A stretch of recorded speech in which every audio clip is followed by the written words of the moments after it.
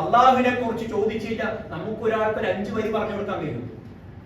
ഈമാൻ കാര്യത്തിൽ രണ്ടാമത് ഈമാൻ ബില്ലാഹി വ മലായികതിഹി, ഈമാനും മലക്കുകളുമായുള്ള വിശ്വാസം, വ കുതുബിഹി, വേദഗ്രന്ഥവുമായി ബന്ധപ്പെട്ട വിശ്വാസം, വ മലായികതിഹി വ കുതുബിഹി വ റസുലിഹി, പ്രവാചകന്മാരുമായി ബന്ധപ്പെട്ട വിശ്വാസം, യൗമുൽ ഖിയാമ, പരലോകവുമായി ബന്ധപ്പെട്ട വിശ്വാസം, വൽ ഖദ്രി ഖൈരിഹി വ ശർരിഹി, ഖദറുമായി ബന്ധപ്പെട്ട വിശ്വാസം. ഇതാണ് അഖീദ എന്ന് പറഞ്ഞാൽ. കൃത്യമായി കൊണ്ട് ആയത്തിലുള്ള പഠനം ഇതിന് അനിവാര്യമാണ്. പ്രവാചകൻ സല്ലല്ലാഹു അലൈഹി വസല്ലം പറഞ്ഞു, മൻ കാന യുമിനു ബില്ലാഹി വൽ യൗമിൽ ആഖിർ, ആരെങ്കിലും അന്ത്യനാളിലും അല്ലാഹുവിലും വിശ്വസിക്കുന്നുണ്ടെങ്കിൽ ഫലിയഖുൽ ഖൈറ, നല്ലത് സംസാരിക്കട്ടെ, ഔ ലിയസ്മുത്, അല്ലെങ്കിൽ മിണ്ടാതിരിക്കട്ടെ എന്ന് റസൂലുള്ളാഹി പറഞ്ഞു. പക്ഷേ ആ ഹദീസിന്റെ ഒന്നാമത്തെ ഭാഗം ശ്രദ്ധിച്ചിരുന്നു. റസൂലുള്ളാഹി ഒരു കാര്യം ചെയ്യുന്നതിന് മുമ്പ് ഫസ്റ്റ് റസൂലുള്ളാഹി വെച്ച നിബന്ധന എന്നുള്ളത് അല്ലാഹുവിലും അന്ത്യനാളിലും വിശ്വസിക്കുന്നുണ്ടെങ്കിൽ, അഥവാ ഒരുവന്റെ അഖീദ ശരിയാണെങ്കിൽ, ഒരുവൻ യഥാർത്ഥ മുസ്ലിം ആണെങ്കിൽ, ഒരുവൻ ഈ വിശ്വസിക്കേണ്ടതുപോലെ അള്ളാഹുവിലും അന്ത്യനാളിലും വിശ്വസിക്കുന്നുണ്ടെങ്കിൽ, അവന്റെ വിശ്വാസം ശരിയാണെങ്കിൽ